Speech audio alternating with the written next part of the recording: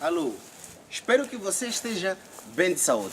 Meu nome é Abel Roda e eu estou aqui hoje para falar de um aspecto extremamente importante sobre formas metodológicas especiais de conteúdo de ciências naturais, nomeadamente a excursão. Excursão como método de ensino de conteúdos de ciências naturais. Nesse tema, nós vamos falar de 3 assuntos essenciais.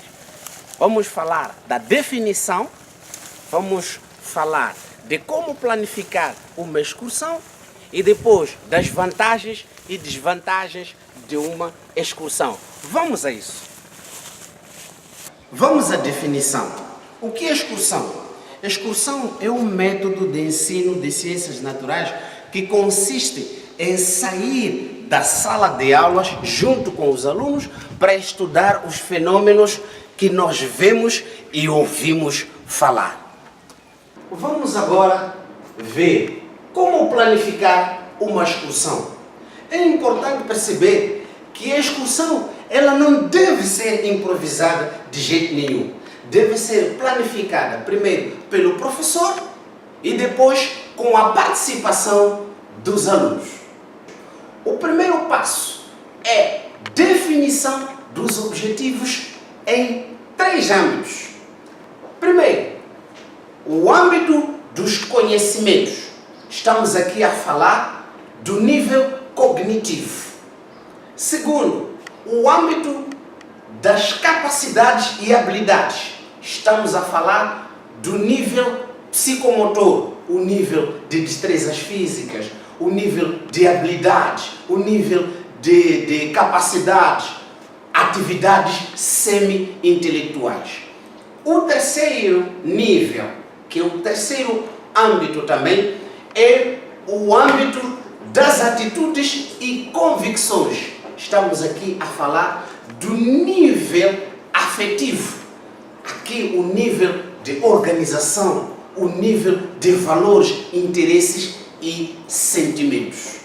O segundo passo é a escolha e conhecimento do local a ser visitado. Aqui na escolha e conhecimento do local a ser visitado, o professor ele deve visitar o local da excursão com muita antecedência. Para quê? Para que ele possa familiarizar-se com alguns pormenores da atividade de excursão naquele local. É importante também perceber que a escolha e conhecimento do local a ser visitado depende de 2 fatores importantes. O primeiro depende dos conteúdos e depois depende dos objetivos predefinidos. Vamos ao terceiro. O terceiro passo é planeamento em conjunto com os alunos. A primeira coisa que tem de ser feita é a definição dos objetivos. Os alunos eles devem saber dos objetivos. A seguir, determinar o que se vai observar. Que material deve ser coletado?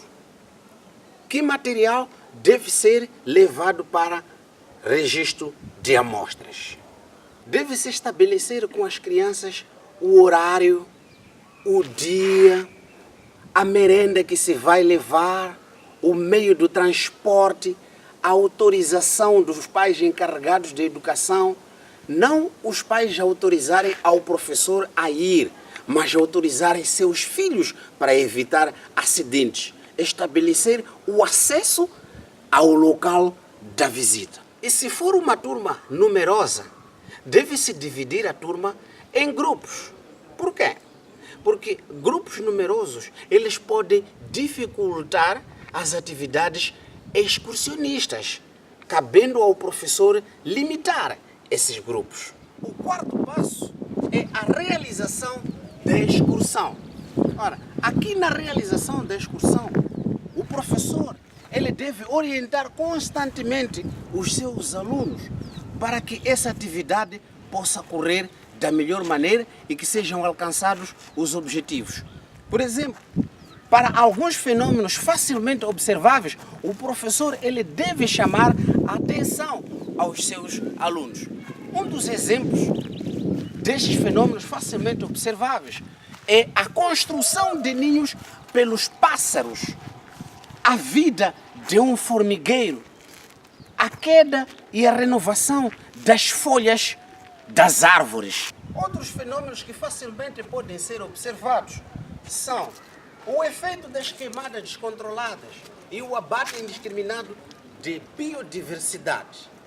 Mais um outro fenômeno que pode ser facilmente observado, a construção das teias de aranha pelas próprias aranhas. Outros exemplos de fenômenos facilmente observados. Por exemplo, os cuidados com a prole, que acontece dos progenitores para com os seus filhotes. A polinização feita pelas abelhas, pelas borboletas e pelos pássaros. Ora, para que se garanta que o material coletado ele não possa se estragar, o professor ele deve orientar, deve demonstrar aos alunos como proceder. Por exemplo, na captura de insectos, o professor ele deve demonstrar como capturar um insecto sem destruí-lo e evitando picadas. Por quê? Porque as picadas podem ser fatais. O quinto passo é a avaliação da excursão. A avaliação da excursão ela pode ser feita no mesmo dia ou num outro dia, mas com a participação dos próprios alunos. Nessa atividade, existem algumas tarefas que devem ser realizadas juntamente com os alunos. A correção dos erros, o esclarecimento das dúvidas, as modificações para as próximas ocasiões e a anotação das conclusões. Vamos a vantagens da realização de uma excursão.